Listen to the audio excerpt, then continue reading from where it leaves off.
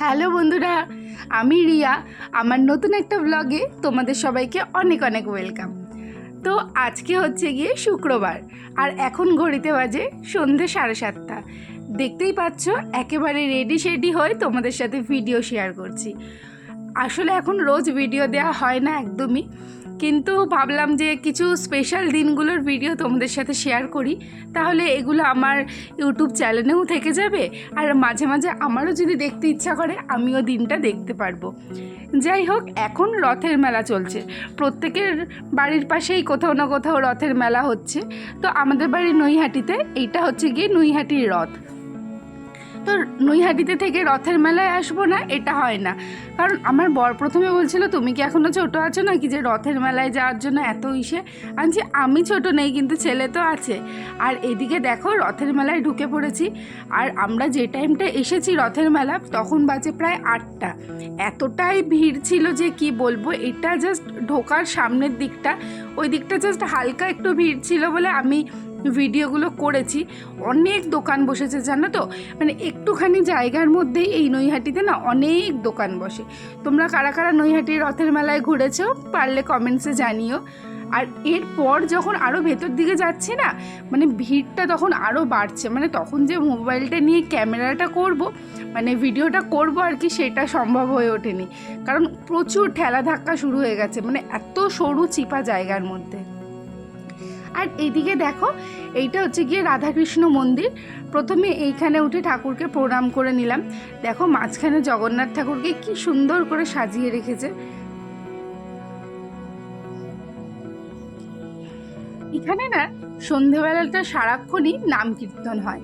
বাইরে মানে কয়েকজন বসে হরে কৃষ্ণ নাম কীর্তন করছে। এখানটায় বেশ অনেকক্ষণই বসেছিলাম, বেশ ভালো লাগছিল জায়গাটা। দেখো এনারা সবাই মিলে হরে কৃষ্ণ নাম করছে। তারপর বলো, মেলা ঘুরতে কার না ভাল লাগে, তাই না? এত লোকজন, আর মেলায় না একটা মানে আনন্দ লাগে। এই সমস্ত চারিদিকে এত কিছু বিক্রি হয়, খুবই ভালো লাগে। আর এইদিকে আমার ছেলের দেখো একটার পর একটা বায়না, মানে এটা চড়বে কিনবে সমস্ত কিছু। তো সেই কারণে ও আমাকে মানে মাথা খারাপ করে দিয়েছে যতক্ষণে মেলায় মানে রয়েছি ততক্ষণ টাইম এটা চড়বো, এটা খাবো, এই করব, যেটা হয় আর কি। তো ফার্স্টেই নিয়ে নিয়েছি চিকেন পকোড়া। আমাদের এখানেই না এক জায়গায় চিকেন পকোড়া এত ভালো করে যে কি বলবো। আর একটা নিয়েছিলাম আমুদি মাছের চপ, সেটা আর ভিডিও করা হয়নি, খাওয়ায় এতটাই ব্যস্ত হয়ে পড়েছিলাম। আমার না একটা খুব বাজে স্বভাব আছে জানো তো, মানে যখন কোনো কিছু হয়ে যায় তারপর আমার মনে পড়ে যে এটা যদি ভিডিও করতাম তাহলে হয়তো একটু ভালো হতো। তো ওই জন্য দেখো এই যে এখান থেকে চপটা কিনেছিলাম। এখানে না খুব কম দামে দামে ভালো মানে কোয়ালিটির এই যে চিকেন পকোড়াগুলো দেখছো, এগুলো এক একটা পিস 2 টাকা করে নিয়েছে। এখানে খুবই ভালো কোয়ালিটির আর খুবই কম দামে মানে রিজনেবল প্রাইস বলতে পারো একদমই। তো ওই প্রাইসে মানে সমস্ত খাবার পাওয়া যায়। আর এখানে দেখো ব্রেক ড্যান্সে উঠেছি। আমি নিজেকেই নিজে এখন ভিডিওতে খুঁজে পাচ্ছি না, কারণ এই ভিডিওটা আমার বর করেছে। ও কিন্তু এই সমস্ত ব্রেক ড্যান্স বলো, ইলেকট্রিকের নাকরদোল্লা, ওগুলো কিছুই চড়তে পারে না। ও প্রচণ্ড ভয় পায়, বুঝলে তো। এবার ওকে ওই জন্য বলেছি যে তুমি ভিডিওটা করো, আমি বসছি। আমি নিজেকেই দেখতে পেলাম না যে কোথায় আমি রয়েছি। তাও তোমাদের সাথে ও যে ভিডিওটা করেছে সেটাই ভাবলাম যে তোমাদের সাথে শেয়ার করে নিই।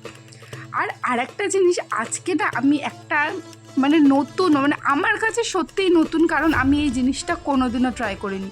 হয়তো সবাই ট্রাই করেছে, সবাই বলবে এটা নতুন কিছুই না, বাট আমার কাছে একদমই নতুন। কারণ আমার ছেলে বায়না করছিল যে এটা খাবে। আমি এটা কি মানে আইসক্রিম সেটা বুঝতে পারছি, বাট এটা কিভাবে কেমন দেয় আমি একদমই আইডিয়া ছিল না। আর এখানে যে আমি প্রথমে তো ভেবেছিলাম এগুলো সস, যে গ্রিন রেড কালারের মানে রয়েছে, কিন্তু আমার বর বললো যে না এগুলো সস না, এগুলো ক্রিম টাইপেরই কিছু হবে। বাট এই আইসক্রিমটা দিয়েছিল, এতটা ঠান্ডা ছিল না, এই যে রোলিংটা যে রোলটা করছে ওখান থেকে কেটে কেটে দিয়েছিল। আমার ছেলে তো দেখে বলে এটা খাবো, ও কোনোদিনও খায়নি, মানে ফার্স্ট টাইম আমিও ট্রাই করছি। দেখো আমি কিন্তু প্রথমে মুখে দিয়ে না একদমই মানে গলা ধরে গেছিলো, কারণ আমার 2 দিন আগে মানে প্রচুর জ্বর গেছে, মানে বিছানায় পড়ে গেছিলাম যাকে বলে।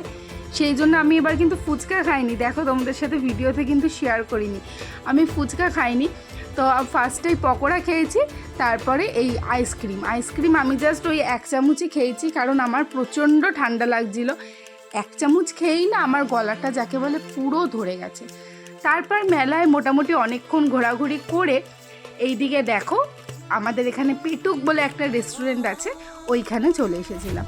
কিন্তু দুঃখের বিষয় কি জানো তো, এখানে এত কম্বো প্রাইস এত কিছু দেখাচ্ছে, কিন্তু আমরা যেহেতু অনেকটাই রাত হয়ে গেছিলো, কারণ ওইখান থেকে মানে মেলা থেকে আমরা আবার আমার বাপের বাড়ি গেছিলাম, একটুখানি জিলাপি দিয়ে আসতে গেছিলাম। তো সেখান থেকে মানে গল্প গুজব করে আস্তে আস্তে মোটামুটি 11টা বেজে গেছে।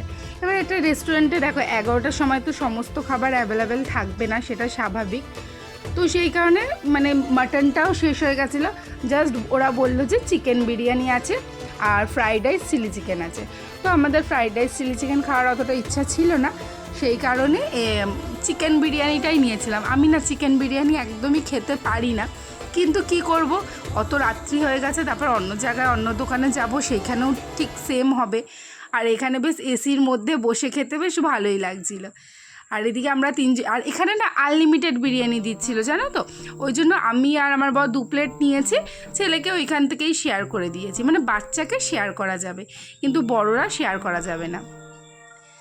আর বিরিয়ানির মানে আমি এখানে দেখলাম চিকেনটা কিন্তু খুবই ভালোভাবে মানে সফট হয়েছিল। অনেক জায়গায় না দেখেছি চিকেনটা ঠিকভাবে হয় না জানো তো, চিকেনটা কেমন একটা শক্ত ভাব থেকে থাকে, কিন্তু এখানে চিকেনটা ভালোভাবে হয়েছিল আর কি।